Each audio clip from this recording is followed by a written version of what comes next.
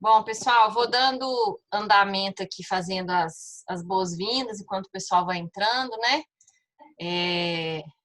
Tem alguns nomes novos aí, outros já são do Sinduscom, né? Pessoal que eu já conheço. Então, para quem não me conhece, meu nome é Juliana, eu sou responsável pela área de treinamento do Sinduscom.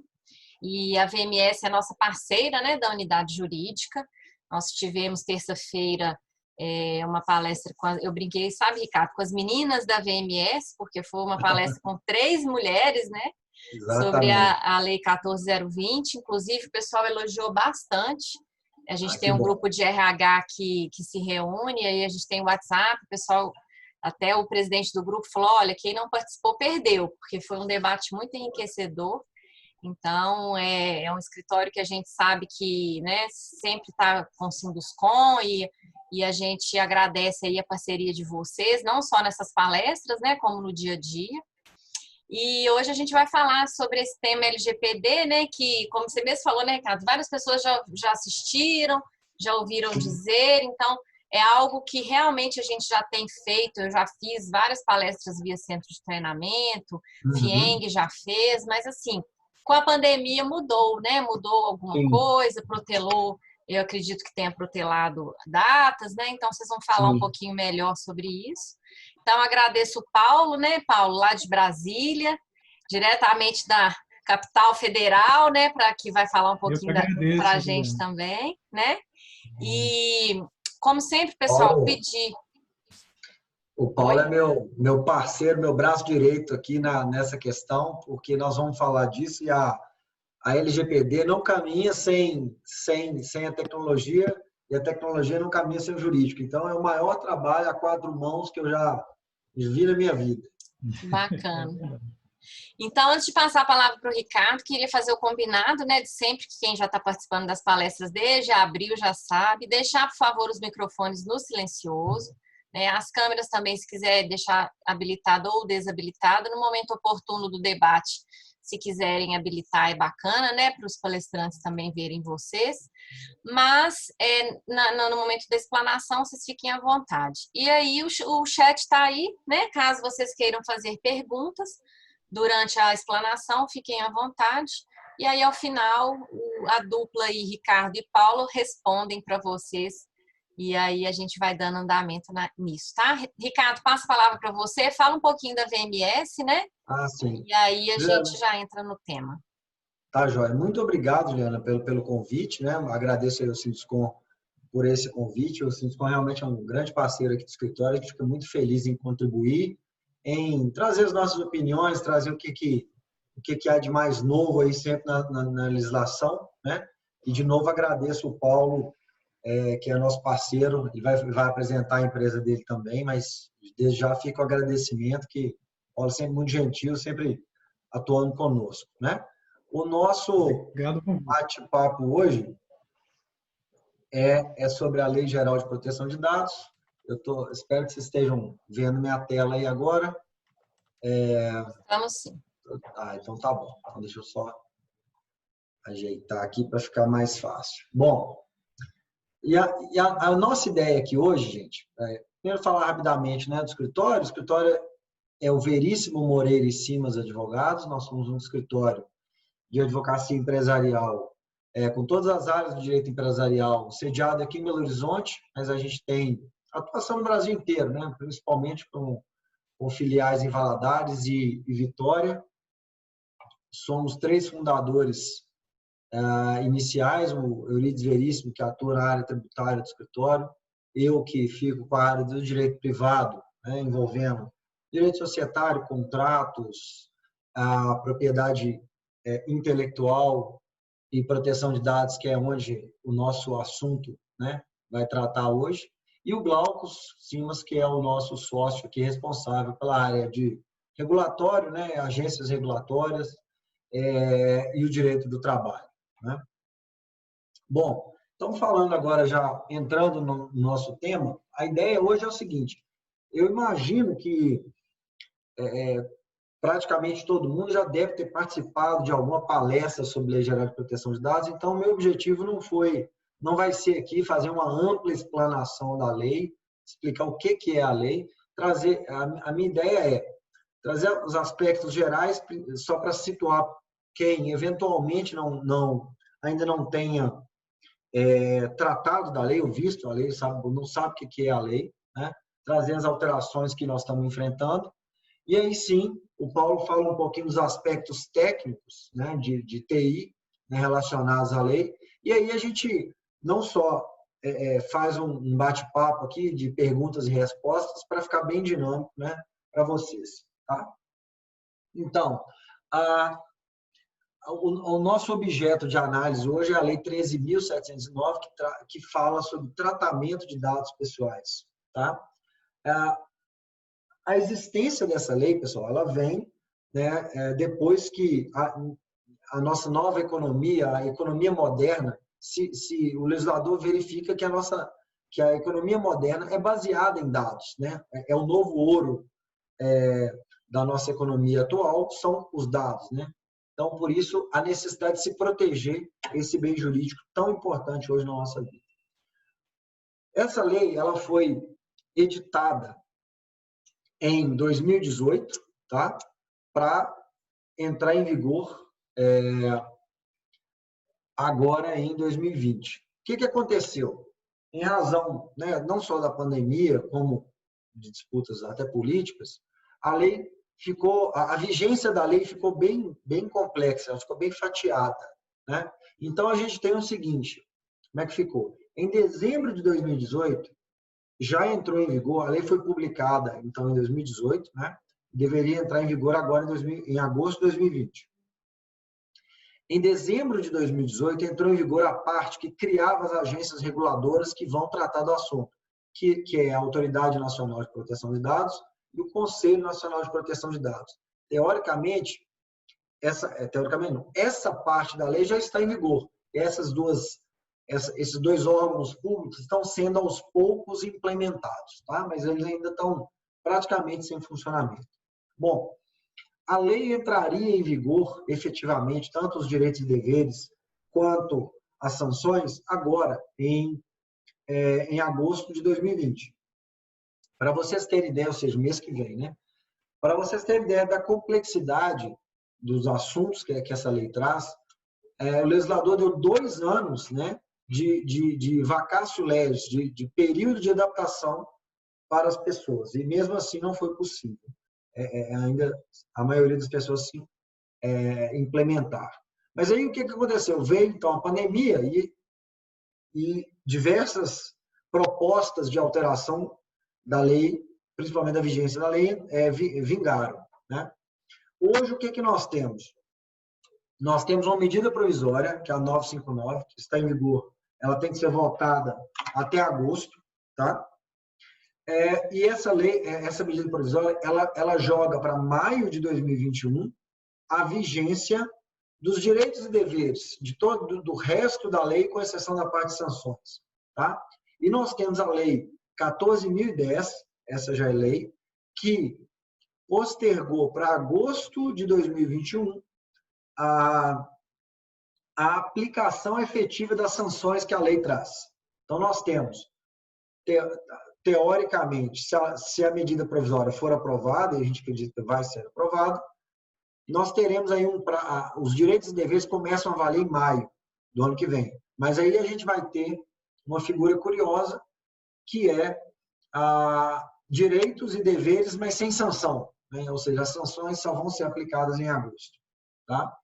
Se por acaso essa lei não for aprovada, essa medida provisória não for aprovada, aí nós temos uma situação curiosa que os direitos e deveres relacionados à LGPD vão começar a valer já em agosto desse ano, ou seja, mês que vem, tá? Mas as sanções não, só em agosto do mês que vem. Ou seja, ainda temos tempo aí para nos adaptarmos à lei, para nos prepararmos para essa lei. A nossa lei, ela foi inspirada na legislação europeia, francamente inspirada na legislação europeia, tá? Que é a GDPR, General Data Protection Regulation. O que aconteceu? Essa lei europeia, ela entrou em vigor em 16, ela foi editada em 2016 para entrar em vigor em 2018,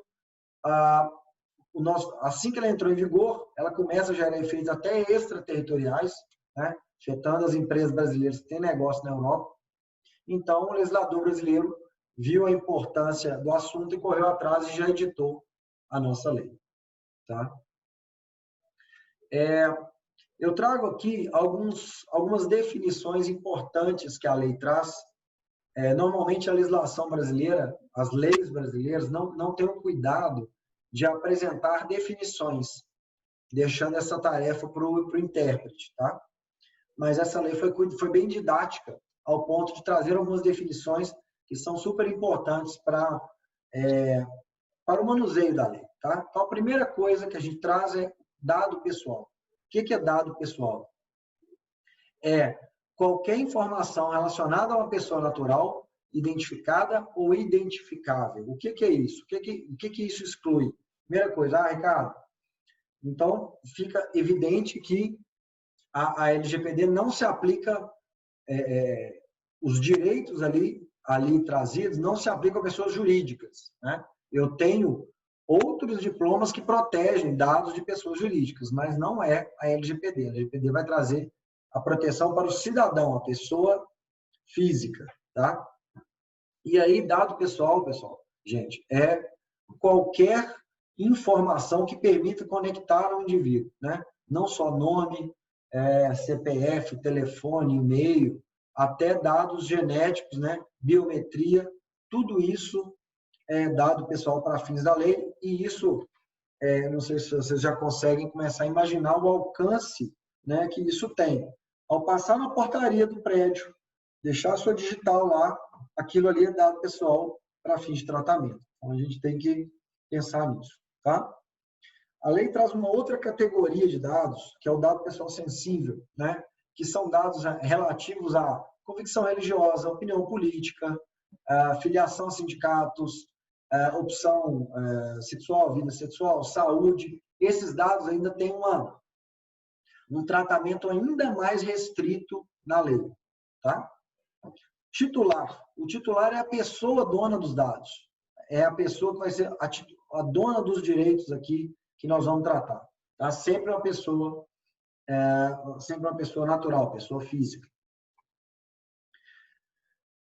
Do outro lado da moeda do direito, né, a gente vai ter as pessoas obrigadas aqui. Aí a lei traz a figura do controlador. Quem é o controlador? O controlador é a pessoa, aí sim pode ser uma pessoa natural ou jurídica, mas a gente vai estar sempre falando, normalmente, de pessoas jurídicas, tá? Mais por vício de linguagem mesmo do que por propriedade técnica. O controlador é aquele que tem o domínio sobre a decisão a respeito do tratamento de dados, ou seja, apaga, não apaga, armazena, não armazena, tá? É a pessoa para quem você vai estar normalmente se relacionando em primeira mão, né? É ela que vai ter a decisão sobre o que fazer com seus dados, tá? Em contraposição ou numa figura lateral ao operador, ao controlador, eu tenho a figura do operador. Quem é o operador? É uma pessoa também física ou jurídica, mas normalmente pessoa jurídica, né? Que vai realizar tratamento de dados em nome do controlador. Ou seja, é um prestador de serviço do controlador. Costumo trazer um exemplo, que é a nossa conta de telefone celular. Né? Você tem, por exemplo, a Vivo. Né? Eu sou cliente da Vivo, a Vivo tem lá todos os meus dados, nome, endereço, CPF, e-mail, etc. Só que então a Vivo é controladora dos dados na relação que eu tenho com ela.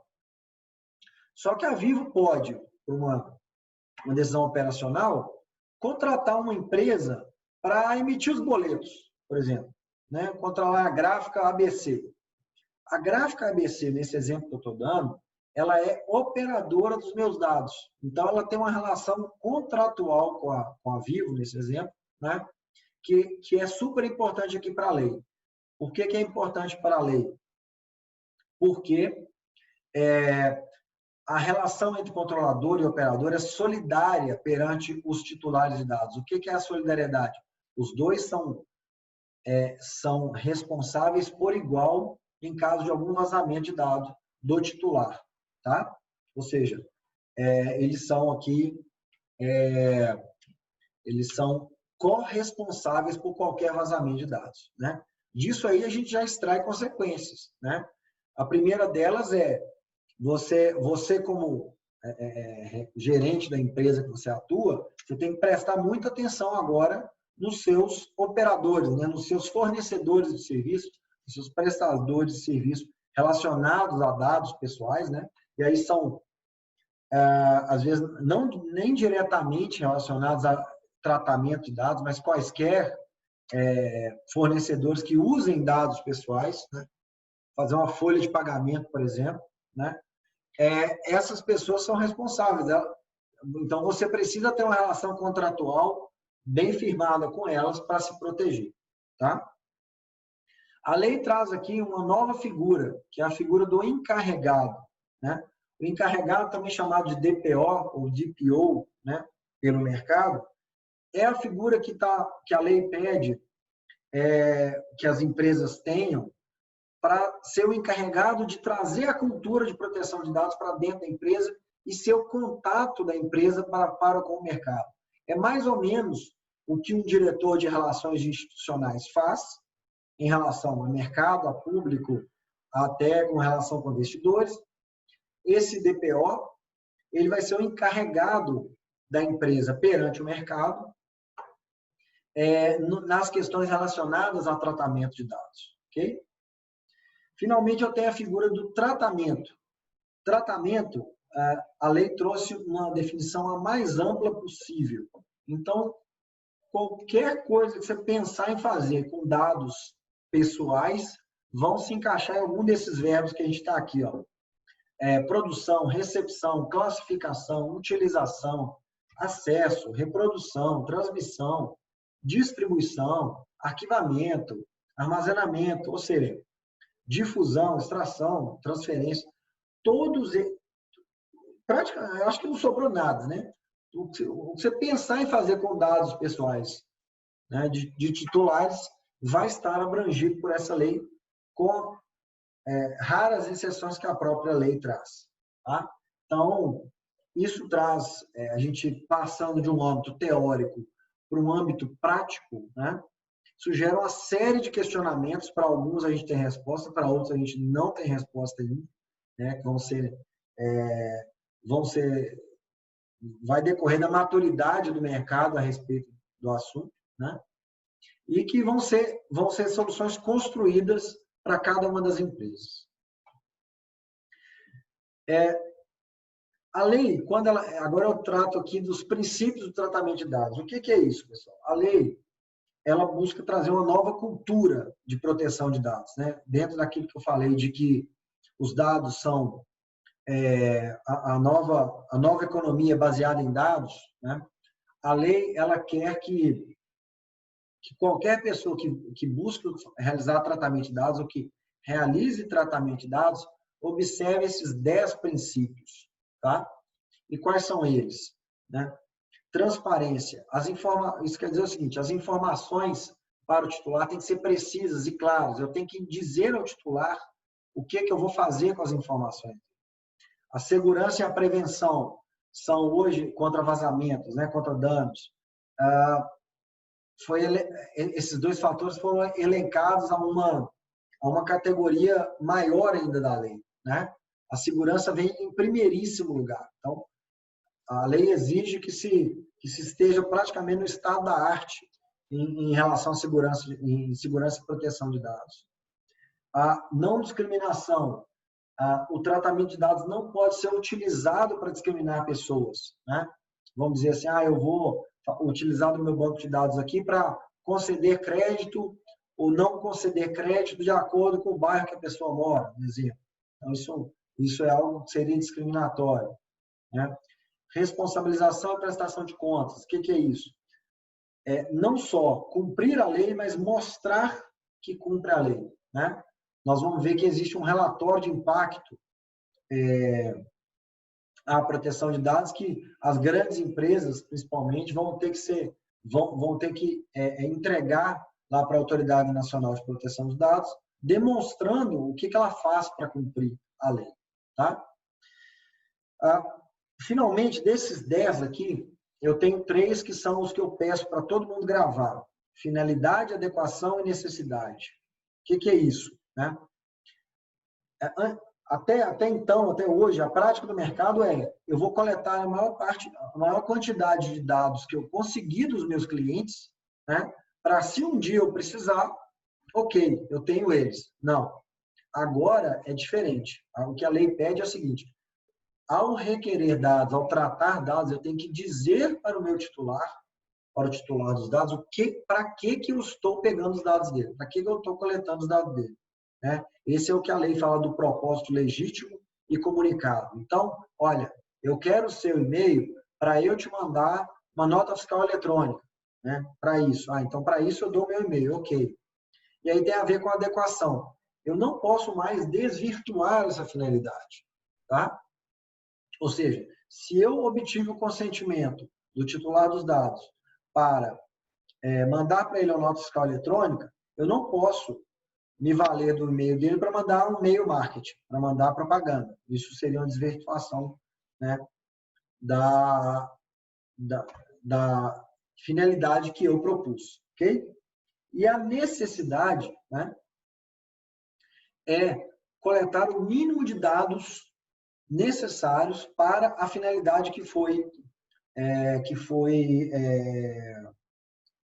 informada. Exemplo, recentemente eu vi um programa de sócio-torcedor que pede, além dos dados necessários ali, de nome, sei lá, nome, CPF, cartão de crédito e tudo mais, lá fala de renda, coisas assim que não tem muito a ver com a necessidade que se está tratando ali. Né? Então, eu acho que é fundamental prestar atenção nisso. Não coletar dados, mais dados do que o necessário, sob pena de estar infringindo a lei. Tá? Finalmente, livre acesso e qualidade. Livre acesso é o seguinte: você terá direito a pedir para o controlador de dados informações sobre o que você tem de dados meus com você, né? E como é que você teve acesso a isso. É muito comum, né, você ter bancos ligando toda hora, por exemplo, né, gente, de onde que esse pessoal tirou informação minha, né? Então, isso é algo que você vai poder pedir e, além disso, pedir o cancelamento também desse tipo de relacionamento. E qualidade, isso acontece principalmente com o órgão público, é a possibilidade de você corrigir eventuais erros. Né? A gente parece bobagem, mas, principalmente com órgãos públicos, é um parto você conseguir corrigir dados incorretos, né, dos titulares. E isso, às vezes, traz consequências sérias. Né? Bom, aqui agora a gente chega no cerne da lei, né, que são as hipóteses legais para o tratamento de dados. O que é isso? A lei traz 10 motivos ou hipóteses ou situações em que o tratamento de dados é permitido. No momento que a lei surgiram algumas interpretações, talvez apavoradas, né, de que tudo seria necessário consentimento. Então, o que praticamente inviabilizaria as próprias relações sociais como a gente conhece hoje. Né? Mas o consentimento é só a primeira, claro que é a mais importante, das hipóteses legais de tratamento de dados. Tá? O consentimento, ele tem que ser manifestado, claro, expresso, não basta mais aquele eu concordo amplo e restrito. Tá? As outras hipóteses vai caber a assessoria jurídica e a assessoria, né, tecnológica também, apoiar a empresa quando não é possível o consentimento. Então, eu tenho cumprimento de dever legal, exemplo, tratamento de dados dos próprios empregados. Né? Você não precisa do consentimento do empregado para para colher dele alguns dados que são necessários para o próprio relacionamento trabalhista, né?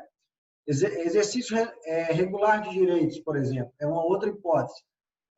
Inicialmente se pensou até que para eu processar alguém eu vou ter que ter o consentimento dessa pessoa para ter os dados. Lógico que não, né? Isso tem a ver com exercício regular de direitos. Eu tenho que colher os dados, por exemplo, do meu cliente, né? Para que eu tenha ali, saber se eu tenho que dar uma garantia, né? Muito comum também no mercado da construção a necessidade de elaboração de contratos, né? Até com os clientes. Então, tudo isso já está garantido pela lei. E, finalmente, proteção ao crédito. Proteção ao crédito também é um ponto importante. Todos esses são mais ou menos objetivos. Um dos mais problemáticos, e é a zona cinzenta, né, é essa história aqui dos legítimos interesses do controlador. O que é o legítimo interesse do controlador? A lei não explicita tão bem, né, e vai dar espaço para divergências. Ok? Gente, aqui estão os principais deveres, né, dos agentes de tratamento, do controlador, basicamente, né, que é basicamente dar cumprimento àqueles princípios, né, e garantir todos os direitos dos titulares de dados. Mas alguns direitos aqui alguns deveres que são relevantes aqui. Eu tenho, por exemplo, o ressarcimento de danos causados, isso é fundamental, né? Comunicar a NPD incidentes de segurança, hoje isso não existe, né? Isso gera também até um problema de imagem para a empresa, né? Você imagina tornar público que você vazou dados, você deixou vazar dados dos seus clientes, né? Indicar um encarregado de tratamento de dados, também é um novo dever.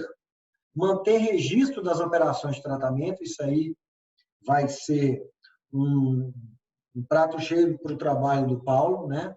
Que a questão é, não basta você tratar dados, você tem que registrar como é que você está tratando os dados dos clientes de forma a garantir a segurança. E, em algumas hipóteses, vai ser necessário elaborar um relatório de impacto de dados. Você imagina uma empresa de cartão de crédito, por exemplo, né? O risco que ela leva a seus clientes caso um vazamento. Então, ela tem que elaborar um relatório. A parte que todo mundo teme, é a parte das sanções, né? As sanções, elas vão desde uma multa diária até uma multa que pode chegar a 50 milhões de reais, né? Ou 2% do faturamento, aquilo que for mais grave aqui, tá? Então, é preciso tomar muito cuidado com o cumprimento da lei para que se evite esses problemas. Muita gente tem medo, ou quando, a primeira vez que eu ouvo falar do assunto, fica com medo dessa multa simples aí de 50 milhões de reais.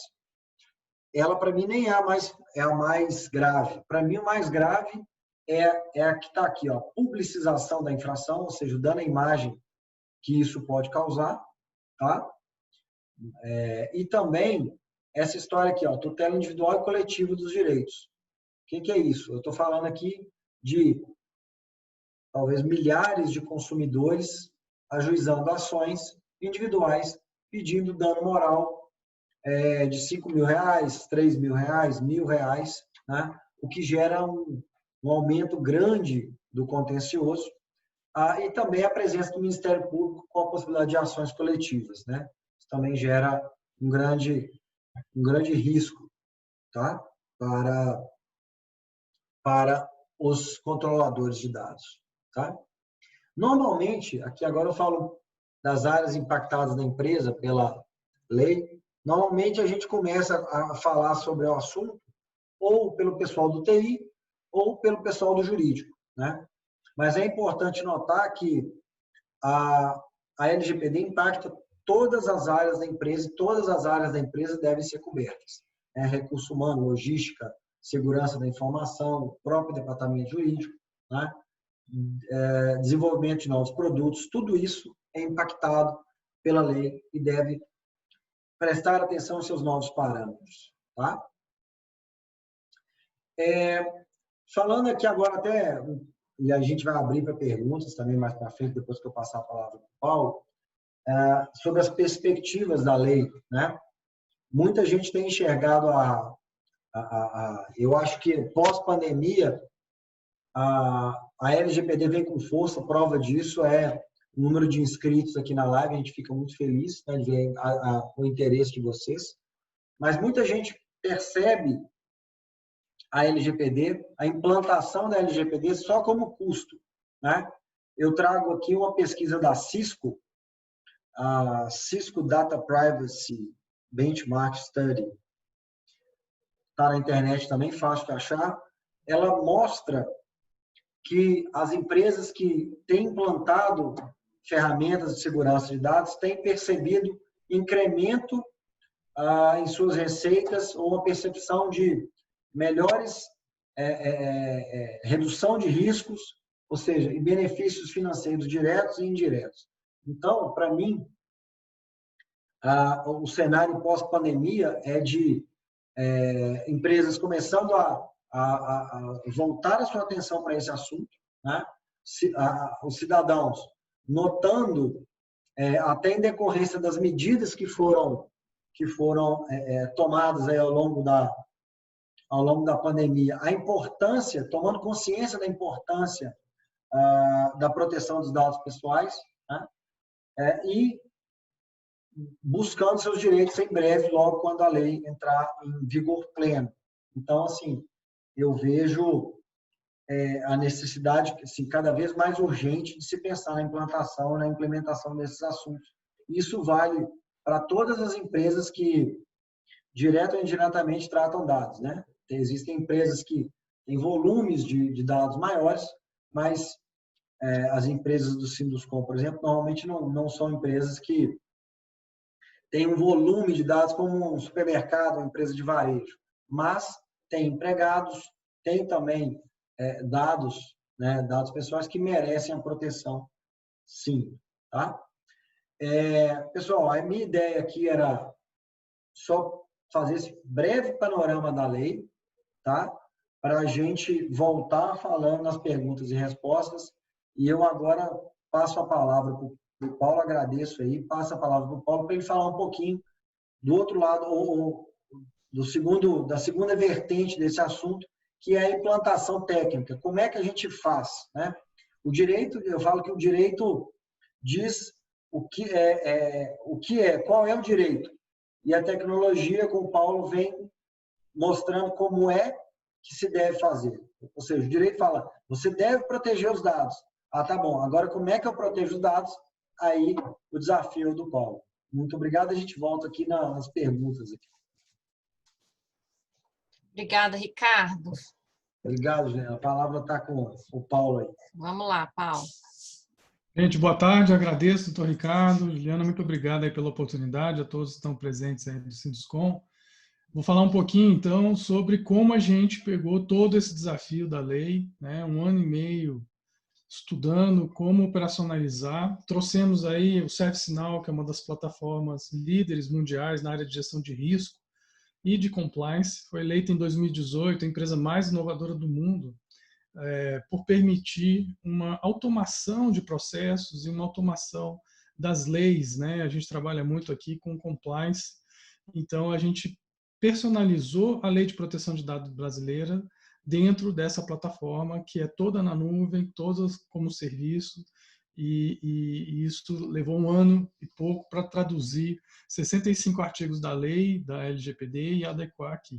Também trouxemos uma plataforma chamada Netwix, que permite auditar em tempo real tudo que as pessoas fazem nas suas estações de trabalho, nos servidores da empresa, nos sistemas, em tempo real, e com uma ótica de compliance, dizer o quanto isso pode estar ferindo a lei de proteção de dados, o tratamento de dados em si, e avisar o encarregado de dados, ou de PO, como o doutor Ricardo falou, que é a pessoa responsável por esse acompanhamento. Então, a gente tem não só a estrutura da lei toda operacionalizada, como um monitoramento contínuo. Dentro do nosso corpo técnico, olhando para dentro da plataforma, nós temos aí o professor Danilo Doneda, que é um dos autores da LGPD. Ele está cada dia mais aprimorando os nossos produtos, os nossos serviços dentro da ferramenta. O professor Alexandre Zavagli é presidente do nosso conselho, é um dos maiores autoridades em inteligência artificial e direito, doutora Letícia, especialista em compliance. Esse time aperfeiçoa cada dia mais e nos ajuda a entender características específicas da Lei de Proteção de Dados. Hoje, mais de 20 projetos aí implementados, grandes empresas, pequenas empresas, de startups a multinacionais. Tem 2 projetos que são pioneiros aí a nível mundial, da Danone e da Profarma Specialty, são a primeira referência de privacidade de dados dentro da estrutura deles no mundo. É um assunto novo também em vários países, né? O Brasil está sendo pioneiro. Temos aí várias empresas de vários segmentos e mostrando que a LGPD é bem abrangente, quer dizer, tanto empresas de saúde quanto construtoras, né, precisam estar adequadas, porque tem não só a necessidade de proteger o dado que está lá dentro, mas também uma série de serviços que precisam ser prestados, né? A gente também tem uma série de parceiros de TI que tanto usam a nossa plataforma como complementam aí a camada de segurança com softwares de criptografia e análises de ambiente, enfim, todo um trabalho de apoio, pois é bastante vasto essa área de segurança da informação. Nosso trabalho foi realmente criar uma possibilidade de que a área jurídica, a automação de processos e a área de tecnologia pudessem atuar simultaneamente, né? Então, a gente sempre trabalha associado a um escritório de advocacia, sempre com a área jurídica, né? A nossa plataforma ela amarra e todo o ambiente tecnológico existente dentro da empresa, né? O Dr. Ricardo bem falou, a lei é uma lei, mas é uma lei sobre dados, então a gente traz esses dados para dentro da ferramenta, a estrutura, não os dados em si, e a gente consegue que o titular exerça seus direitos, que os terceiros com que a empresa compartilha dados estejam alinhados com as políticas. A gente faz uma análise de maturidade de TI da empresa e também monitoramos em tempo real e contínuo tudo aquilo que é tratado de dados na empresa. Então, a nossa plataforma ela tem 20 módulos, ela cobre 100% das necessidades da LGPD, do diagnóstico à operação assistida. O dia a dia do DPO é o nosso objeto de atenção, a gente sabe o desafio que vai ser tratar grandes volumes de dados, os incidentes, os direitos dos titulares, né? A lei pede um plano de impacto, a descoberta de dados, a capacitação de todas as pessoas. Então, todos esses mecanismos já estão previstos na plataforma, tem toda uma metodologia de implantação, desde os diagnósticos até o dia a dia, né, do DPO, e o principal grupo de ações que a lei pede, a partir dessas 3 etapas a gente já tem isso automatizado dentro da ferramenta, o data mapping, a gestão dos incidentes, as políticas, toda a parte dos direitos de titulares, né, toda a gestão de riscos, o registro dos processamentos. Então, nós operacionalizamos de tal forma que nós conseguimos quebrar todos os itens da lei em conformidades, são 150 itens que precisam ser analisados, atrelamos a políticas e procedimentos, controles, uma visão de risco, um plano de contingência. Então, a gente tem um apontamento de quais são os documentos e os processos necessários para se atender à lei. Para vocês terem ideia, são algo em torno de 37 documentos que a lei pede que você tenha implementados em termos de processo, em termos de documentação, para que esteja totalmente adequada à lei. Então, nós verificamos a existência desses documentos, desses processos, a gente consegue ter uma visão de o quanto a empresa está atendendo item a item da lei, e criar uma análise de prioridade, de norte, para a empresa saber aonde ela deve fazer essa ação. E criamos aí uma visão estratégica para que a gente entenda os riscos jurídicos, os processos, a maturidade de TI e o quanto foi feito de capacitação. Cada indicador desse aponta para um plano de ação, aponta para um relatório de encaminhamentos e dentro da própria ferramenta a empresa pode gerenciar tudo isso. Nós temos robôs que leem todo o ambiente de TI, mapeiam os bancos de dados, nos permite identificar quantos dados pessoais tem dentro de cada banco de dados e qual é a classificação que esse dado representa dentro da estrutura de vocês, né? Criar uma classificação legal, de dar base legal, saber se é um item de consentimento, qual a temporalidade do dado. Uma coisa interessante, por exemplo, o currículo, ele não pode ficar mais na nossa empresa solto em cima da mesa ou no sistema eternamente. O currículo tem data de entrada e data de saída e a eliminação de todos os sistemas. Então, a ferramenta ela gerencia todo o ciclo de vida dessa informação. Se ela não é usada, ela tem que ser descartada. E outro ponto muito crítico da LGPD é como dar transparência ao titular do dado, de onde ele está armazenado, para que ele serve, que dados são coletados, que base legal permite esse tratamento. Então, nós criamos todo um caminho para que o titular possa, ou via site, ou via e-mail, ou aplicativo, ou central telefônica, exercer todos esses direitos. Aqui a gente só cria um link para esse portal no site de vocês e o cliente já cai dentro, né, eu digo titular ou funcionário ou consumidor, ele cai dentro de um menu onde ele vai preencher um pequeno formulário e a partir daí tem todo um processo de comunicação e de gestão desse titular até que ele possa cair no portal onde ele tem todos os direitos já aqui previstos e ele pode corrigir os dados, ele pode pedir anonimização, exclusão, portabilidade para outras empresas, saber com quais são os terceiros que os dados são compartilhados, ele pode ver os dados que são coletados sobre ele. Então, tudo isso fica totalmente transparente para que esses direitos possam ser, a gente fala que é um self-service, né, de direitos, e ele vem aqui e consegue fazer qualquer solicitação. Isso abre uma chamada para o encarregado de dados tratar, com protocolo, tempo de atendimento, toda essa gestão desses chamados, né, controlando o prazo. A lei dá 15 dias para que o DPO responda a essa solicitação, então o sistema controla todo esse prazo, esse tempo de atendimento, mostra a etapa, né? Muitas vezes tem que passar pelo jurídico, pela TI, então toda essa gestão está toda automatizada. Outro ponto muito importante é que os dados nem sempre estão em sistemas, tem dados que estão em arquivos, então a gente tem uma taxonomia de mais de 120 palavras-chave que vão varrer todos os tipos de dados pessoais em documentos, PDF, Excel, imagens. Então, vamos saber onde tem planilhas com os dados pessoais, vamos trazer essa indexação aqui para dentro da ferramenta e controlar também dados não estruturados. Além disso, a ferramenta administra consentimentos, políticas, nós temos aí os documentos, templates, mais de 30 políticas, normas setoriais que já tratam de privacidade de dados,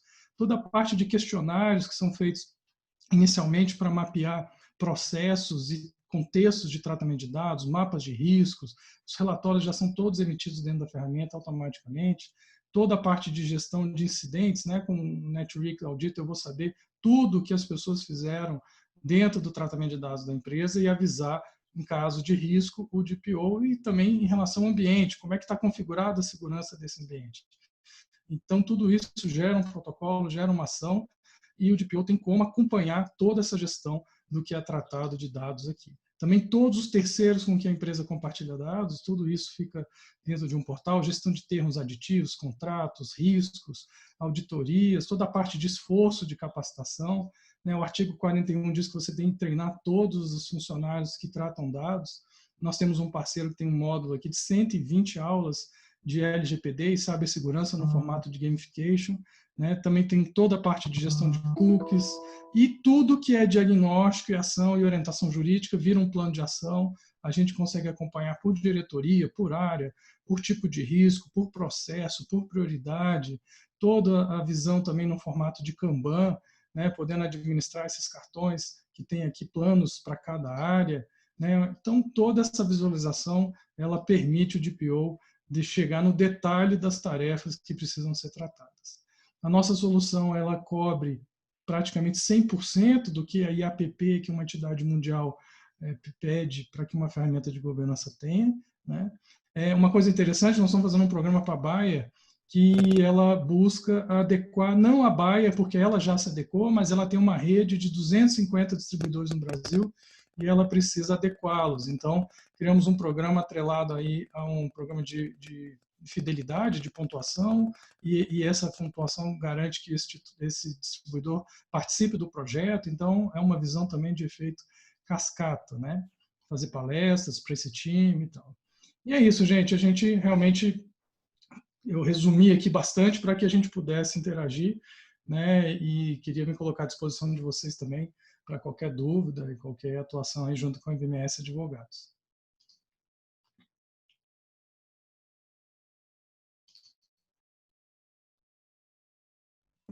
Opa. Ricardo, seu som Assim, fugiu. voltei.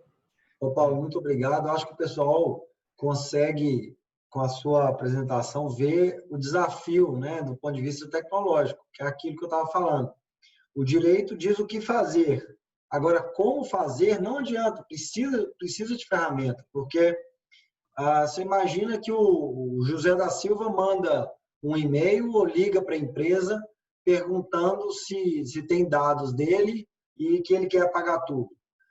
Não dá para o jurídico parar, ou o TI parar e fazer, ou mandar isso para o RH, né, se for o caso de um ex-funcionário, por exemplo, para fazer uma pesquisa manual ali, né? Tem que ter ferramenta para isso. Ô, então, Ricardo, assim, imagina na véspera da lei, a empresa tem 1.000, 10.000 clientes, além de funcionários, e todo mundo vai poder perguntar que dados tem sobre ele. Imagina a isso. chuva de mensagens que não vai acontecer, né? Não sei se foi você que falou, né? Acho que foi você mesmo. A história do William Bonner, lá no dia, acho que é 16 de agosto, né? Falando que Exatamente. amanhã entra em vigor a lei de proteção de dados, todo mundo vai poder perguntar quais são os dados e se não responder, tem multa. Pronto. Vai ter uma Imagina. figura do advogado. Agora não tem advogado mais de porta de cadeia, agora é advogado de porta de banco de dados Exatamente. né, pronto para ajuizar ações aí de indenização de R$ 1.000, aquilo que eu estava falando. Né? Na porta de sindicato trabalhista também, né, Dr. Ricardo? Vai ter a Verdade. sessão Bem também, né? lembrado. Porque Né? os Bem dois são lembrado. titulares, né? Deixa eu te fazer uma pergunta enquanto... bom, pessoal, nós estamos abertos aqui para perguntas também. Eu vou fazer uma pergunta para o Paulo, enquanto, se alguém quiser mandar perguntas aí, nós estamos à disposição também. Paulo, a gente vê, pela complexidade da lei, parece que é uma lei voltada só para a grande empresa, mas ela também, né, se aplica e afeta pequenas e grandes empresas, não é isso? Então, a lei ela não discrimina nenhuma categoria de empresa. Ela diz, inclusive, se trata dados no Brasil e não é entidade de pesquisa ou não é entidade que tenha uma obrigatoriedade de tratamento de dados por uma determinação legal, ela tem que se adequar à lei, ou seja, todos os portes, né? A diferença da lei brasileira para a lei europeia é que lá já se regulamentou o tamanho da empresa que precisa ter um DPO, né? Uhum. Mas a lei hoje ela é ampla e restrita para qualquer tipo de empresa, né? E muitas vezes na área de construção, por exemplo, nós fizemos um primeiro trabalho aí para direcionar a engenharia, LCM, né? Temos conversado com muitas construtoras, muitas delas tratam dados pessoais, sim, ou a sua questão logística, né? Quer dizer, além de funcionários, você tem lá o motorista que se acompanha de uma obra, as pessoas que entram na empresa, você tem dados de consumidores, né?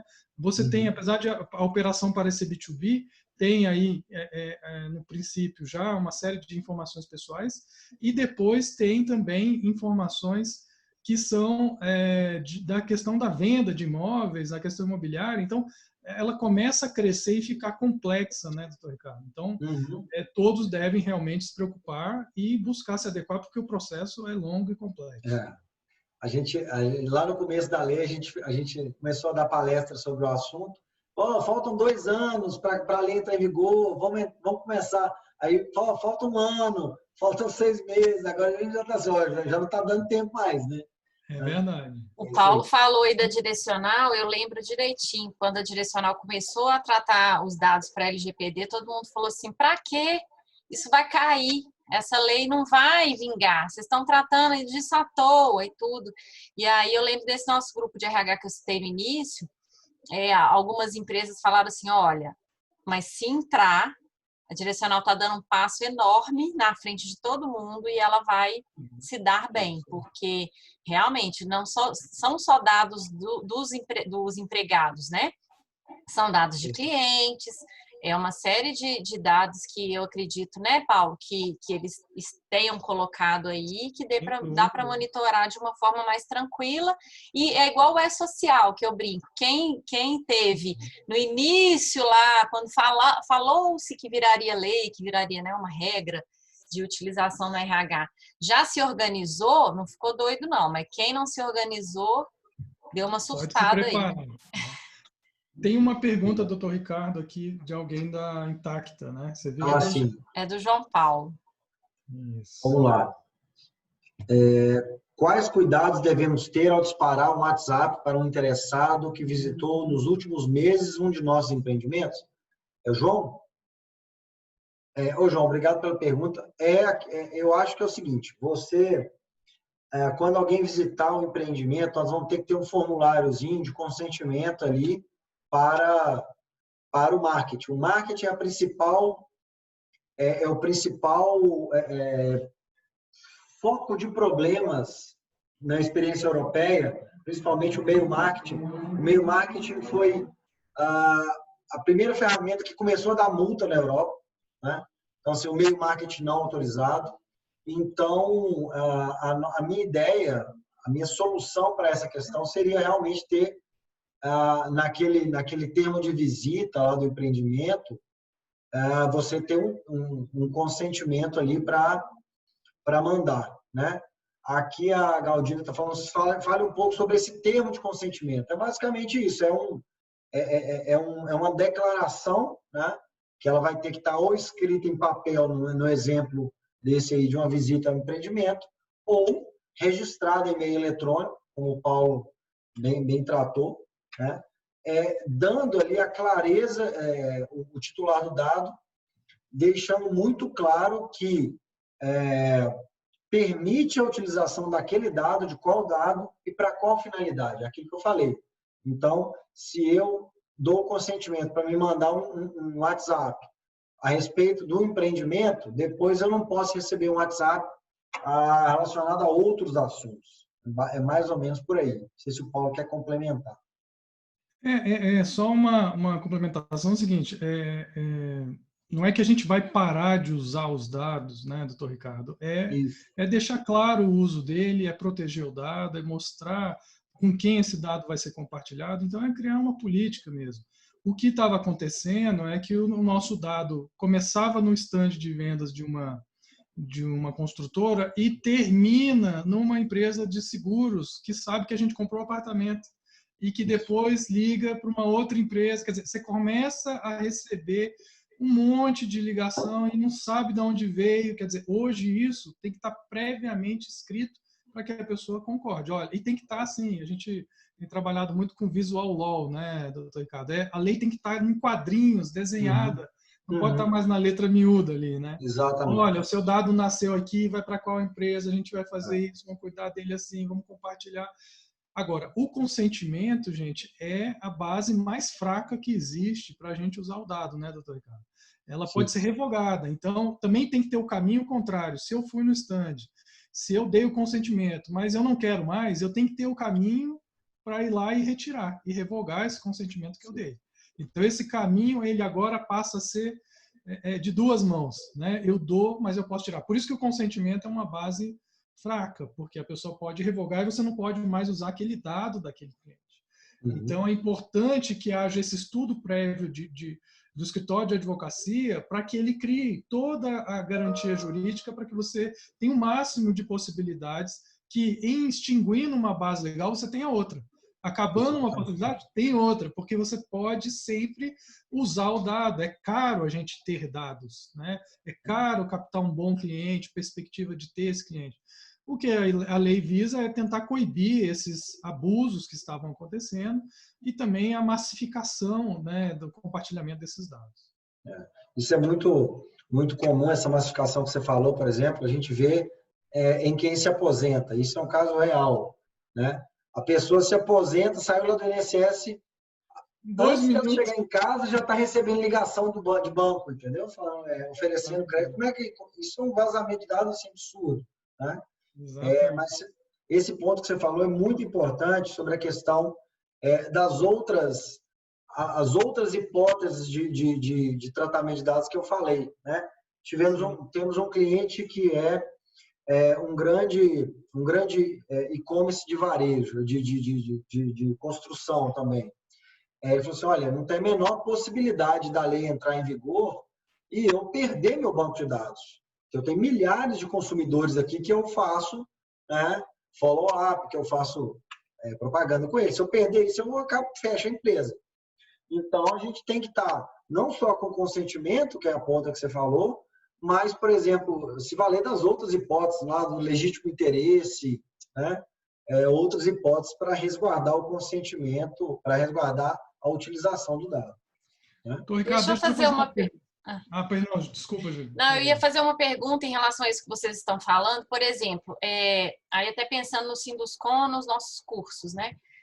Se a pessoa que preenche o formulário, né, um formulário de inscrição, ela que colocou os dados dela, automaticamente ela já está nesse consentimento, ou isso tem que ser explícito e ter um termo aceito, igual a gente às vezes vai fazer um cadastro e tem aquele lá, clique aqui e assine, né, e confirme lá. Mesmo ela preenchendo? Eu digo o seguinte, a lei ela não quer transformar a vida em sociedade num caos, né? Existe uma dose de obviedade, né? E de lógica, né? Que tem que ser aprovado sob pena da gente transformar a vida num caos. Então, a minha interpretação é a seguinte, se eu estou ali preenchendo um formulário para um curso, é evidente que eu estou autorizando a utilização daqueles dados, mas para relacionado com isso, com aquele fim, né? O que não pode depois é outro tipo de uso. Mas eu recomendo também que a gente ajuste um pouquinho esse formulário para o seguro morreu de velho, né? Colocar lá que vai ter você está consentindo para determinado uso dos dados. Ok. Tá? Tem duas perguntas aí. Eu acho que o Paulo tem que sair, não é, Paulo? 5 horas, eu vou participar de outro debate. Uma pessoa muito cotada. Então, Foi coincidência, viu, Juliana? Eu vou fazer mais uma pergunta para o Paulo, então, para ele se despedir. E aí a gente continua com você, Ricardo? Pode ser? Aqui. Pode. Qualquer coisa eu grito o Paulo depois. Né? Paulo, eu te perguntaria assim, eu vi toda aquela, né, a sua apresentação. O que você acha que é o primeiro passo para a adequação? O que é o primeiro? O que as empresas precisam fazer para se preparar agora, né, para a vinda da lei para a vigência da lei que está vindo aí? Ricardo, eu gosto de fazer uma comparação com um grande estoque que você tem de peças ou de qualquer coisa que você tenha num determinado estoque, mas você não tem controle nenhum. Você tem lá pilhas e pilhas de coisas armazenadas, né? E a questão da LGPD é isso. Primeira coisa, que dados eu tenho? Onde eles estão? Qual é o mapa que eu faço desses dados, né? O mais importante é você saber para que eu uso esses dados, o que cada diretoria, o que cada processo coleta, né? Eu vou dar um exemplo aqui, não vou citar nomes, mas eu fui numa empresa que a área de TI jurou de pé junto que só tinha 30 fontes de informação na empresa inteira. Quando a gente rodou o nosso robozinho para descobrir o que tinha lá dentro, tinha 208 bancos de dados. Porque a área de marketing criou a sua, a área de RH criou a sua, ninguém avisou a TI, fora planilhas, fora documentos, eu estou falando de sistemas. Então, imagina que se acontece um vazamento, né, e até eu ia te devolver outra pergunta, né? Qual é o impacto de um vazamento, né? Assim, a lei fala em multa, né? Mas além da multa, quer dizer, de uma sanção administrativa, qual que você acha que é o maior impacto que pode ter numa empresa? Quer dizer, ela não se cuidou e vazaram os dados. Para mim, Paulo, obrigado. Para mim, sem dúvida, é o dano à imagem. Acho que esse, assim, a gente viu recentemente, até aqui em Minas mesmo, né? Uma empresa de cartão de crédito. Olha, isso pode levar ao fechamento da empresa mesmo, assim, porque você perde a confiança do seu cliente. Ao perder a confiança do seu cliente, você está realmente fulminado no mercado. Então, para mim, mais do que eu dar, assim como aquela pesquisa da Cisco mostrou ganhos indiretos, não monetizáveis diretamente, eu acho que o pior do que uma multa, pior do que uma enxurrada de processos, é um dano à imagem para as nossas clientes, para as nossas empresas aqui do Sinduscom, que tem marcas muito sólidas, né, que tem um histórico aí de anos e anos e anos de bom serviço prestado, está vinculado a isso. Então, acho que esse é o pior ponto, né? Sem dúvida, é o pior ponto. Tá? Gente, eu agradeço a doutora Juliana, agradeço o doutor Ricardo. Doutora não, eu sou doutora não. Doutora não? Sou só Juliana. Tá bom, peço desculpa, eu agradeço aí a oportunidade e me coloco à disposição de vocês. Eu estou passando para a Paula a apresentação também, para compartilhar via vocês e fico à disposição aí para pós apresentação tirar qualquer dúvida, tá bom? Paulo, muito obrigada, viu? Boa tarde. Obrigado. Conte Boa comigo. Palestra aí. Obrigado, um abraço, tchau. Obrigado. Ricardo, temos duas perguntas aí, se você puder ler e responder para a gente. Do Nelson Mariano, obrigado, Nelson. Em relação aos trabalhadores autônomos, sem vínculo CLT, quais cuidados devemos ter em relação à proteção dos dados? Olha, é a mesma coisa de qualquer cliente, qualquer pessoa, né? Veja bem, essa não é uma lei que tem a ver com o direito do trabalho, né? O simples fato de você ter dados de uma determinada pessoa, sendo ela empregada ou não, já te obriga a ter proteção dos dados, né? Então,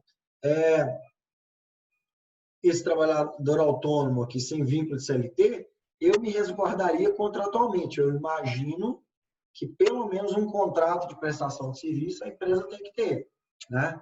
Porque senão aí a gente já vai ter um problema trabalhista. Mas essas relações em que há vínculo não trabalhista, vínculo contratual, a gente vai ter que revisar contratos, e aí está um ponto que eu falei até na minha apresentação, quando eu estou tratando da relação do operador com o controlador.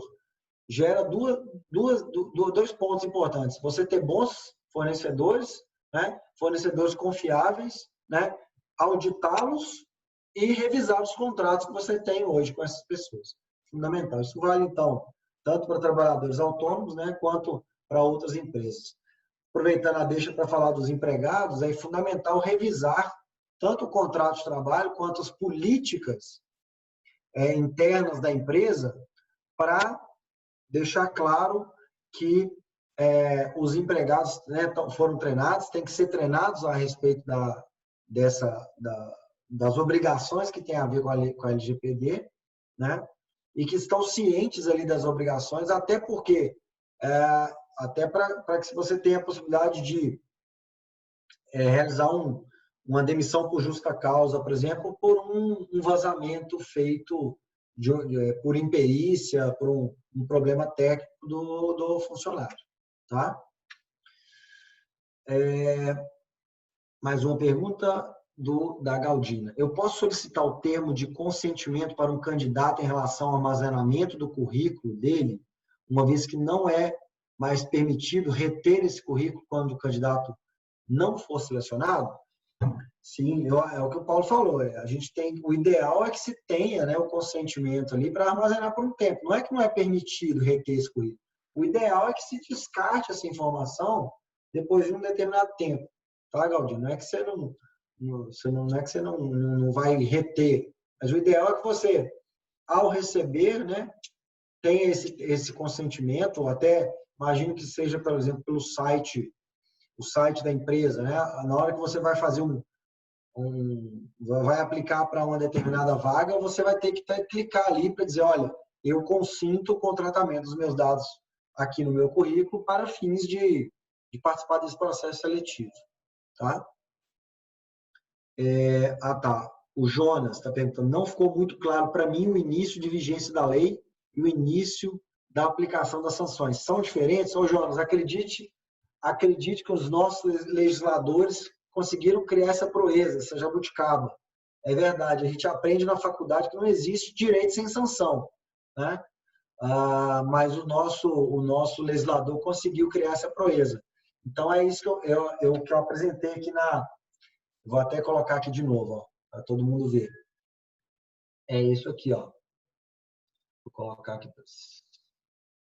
Esse segundo quadrinho aqui, deixa eu ver se vocês estão vendo minha tela. Agora sim. Se vocês estão vendo minha tela aí, é esse aqui, ó, o quadrinho em dezembro de 2018, a lei está em efeito para fins da criação dos órgãos que vão regulá-lo. Esses órgãos ainda estão engatinhando. Aí eu tenho, em maio de 2021, eu tenho os direitos e deveres, ou seja, todos os outros artigos da lei que tratam, com exceção dos artigos que falam de sanções. Tá? Ou seja, é quase que um aquecimento, né, para a vigência plena da lei. E, finalmente, as sanções vão começar a ser aplicadas em agosto de 2021. Tá? Lembrando aqui que eu falei, teoricamente, a MP 959 ela tem que ser votada e aprovada no Congresso até o final de agosto desse ano. Se por acaso ela cair, vai valer a lei anterior, e a lei anterior dizia que essas demais regras entrariam em vigor em agosto desse ano. Ou seja, se a lei não for aprovada, se a MP não for aprovada até o final de agosto de 2020, a lei entra em vigor em agosto de 2020. Tá? Se ela for aprovada, ela entrará em vigor na parte de direitos e deveres em maio de 2021. Mas as sanções, até este minuto e segundo, por isso que é importante gravar para dizer que até este minuto e segundo, o nosso legislador não mexeu nisso ainda, está para agosto do ano que vem. Ok? Vamos ver aqui o que mais. Não ficou, aqui já falamos aqui. Acho que sim. Acho que agora não tem mais nenhuma pergunta. Alguém quer mais fazer pergunta, pessoal? Aproveitem aqui, aí para o Ricardo responder. Aí, ó, o João perguntou de novo. Os disparos promocionais de campanhas da construtora feitos por pessoas alheias, como corretores de imobiliárias, podem acarretar em alguma consequência para a construtora? Sim. É aquilo que eu falei. A gente tem que tomar muito cuidado com os nossos parceiros de negócio agora. Né? É toda uma cadeia. Então, para que um corretor dispare e-mails promocionais, você tem que ter o ideal, né, que se tenha o consentimento daquelas pessoas, né? Ou então você tem que ter uma relação muito forte contratual com essa corretora para dizer o seguinte: olha, quaisquer danos causados à construtora, quaisquer multas, etc., causadas à construtora por uma ação sua, você vai indenizar. Então, isso é fundamental que seja até feito uma campanha mesmo de conscientização dos corretores sobre isso, né? Preparar formulários para buscar o consentimento dessas pessoas, né? Eu lembro de um professor saudoso, professor Willy Duarte, ele falava que a gente não faz negócio com quem a gente não pode processar. Então, é preciso tomar muito cuidado, né, com a solidez mesmo dos nossos fornecedores, porque se um corretor causar um disparo aí para 1.000 pessoas, né, e for um problema de LGPD, a construtora pode ter dificuldade em ser ressarcida, né? Então, a resposta é sim. A parte do marketing é a mais sensível, tá, pessoal? Como eu falei, a agência europeia que cuida disso começou na parte de e-mail marketing.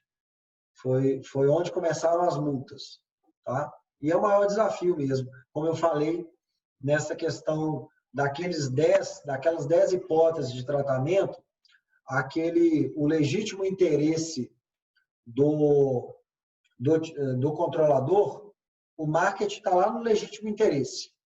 Aqui, ó, vamos colocar de novo. Mas até onde isso vai, deixa eu achar aqui. Aqui, ó. Tá aqui, ó, legítimos interesses do controlador ou terceiro. O marketing está aqui. Em tese, é um legítimo interesse da empresa, né, divulgar os seus produtos, etc. É a fonte do marketing. Então, nós vamos ter que achar eu falei, uma das coisas que eu falei no início da minha apresentação é que algumas coisas ainda não têm resposta. Uma delas é essa, né? Até onde vai o legítimo interesse do controlador? Tá bom? E como é que isso se adapta, por exemplo, às questões do marketing. Beleza? Não sei se eu respondi aqui a pergunta da Intacta. Também, né, Ricardo, você sendo da unidade jurídica, igual a Intacta, a Galdina, né, são as empresas associadas aí que eu visualizei aqui. Só entrar a RKM, a Jussara, só entrar em contato, né, com a unidade jurídica, tendo essas dúvidas, acionar, né, para que esses termos aí sejam feitos, mas já começar mesmo tendo protelado esse prazo aí, tem que tomar cuidado, porque são muitos dados que as construtoras trabalham, né, seja de pessoal interno quanto de cliente, então evitar o problema é melhor do que saná-lo depois, né? Exatamente.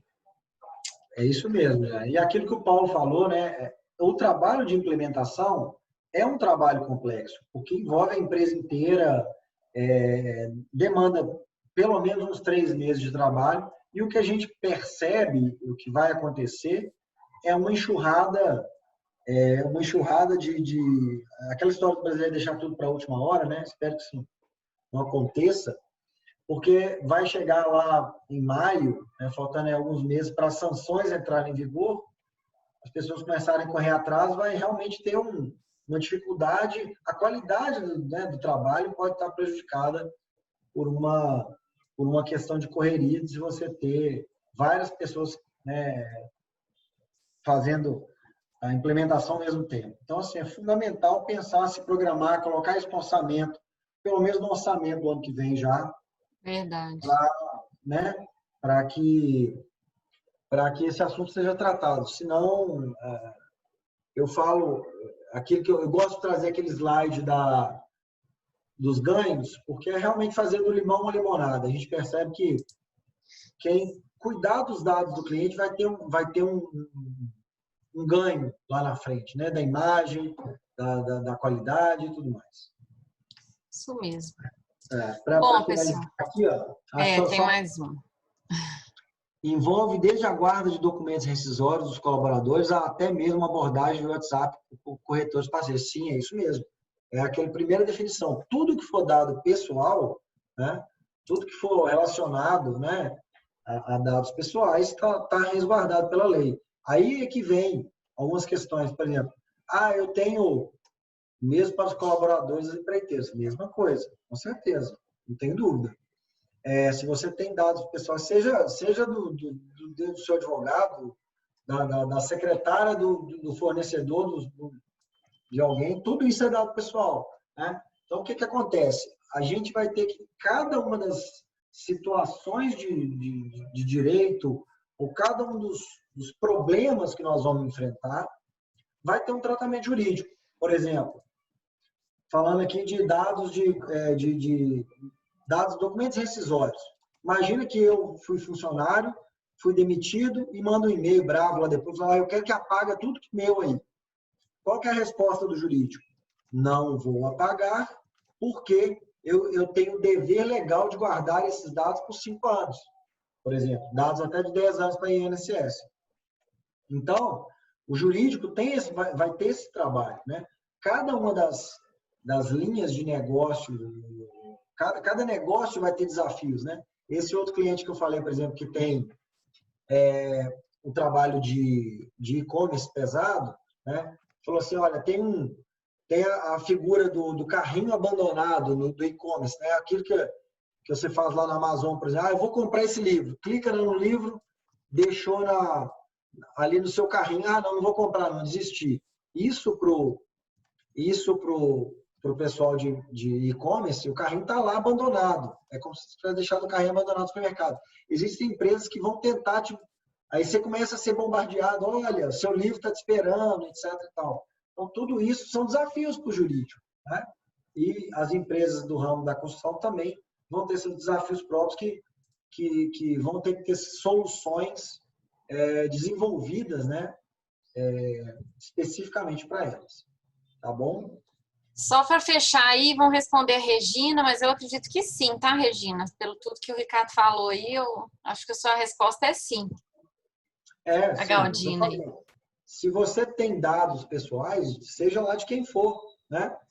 Essa não é uma lei trabalhista, essa não é a lei do consumidor, é uma lei que tem a ver com proteção de dados, é uma lei que tem a ver com um direito que hoje foi julgado fundamental pelo Supremo Tribunal Federal, que é um braço da privacidade, né? Então, seja lá de quem for que você tem dados, né? Você vai ter que protegê-los, você vai ter que tratá-los. A lei estipula um prazo para se manter esses dados para os cadastros? Não estipula, né? Terão outros diplomas que vão tratar desse assunto, né? Por exemplo, a legislação previdenciária, trabalhista, etc. Tá bom? E, por exemplo, no âmbito do consumidor, o prazo prescricional dos direitos do consumidor, que aí eu recomendo guardar pelo menos 5 anos, né? As informações. Tá joia? Isso Pessoal, mesmo. né? Eu agradeço, nosso escritório está à disposição do Sinduscom, à disposição de todas as empresas associadas, né? Eu vou colocar aqui por último, né, os nossos dados de contato.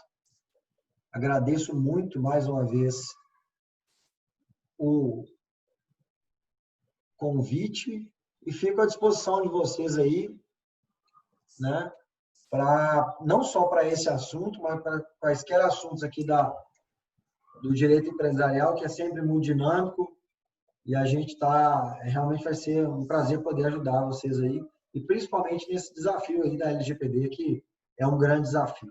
Tá bom, Juliana? Muito obrigado. Isso mesmo, Ricardo. Agradeço a presença de todos, tá, gente, pelo bate-papo aí. Eu acho que esse assunto ainda tem muita coisa para debater, mas como você mesmo falou no início, eu falei, a gente já fez várias palestras, cada uma é de um jeito, acrescenta, né, itens aí para a gente pensar, mas já começar a colocar mãos à obra, né? Mãos à obra.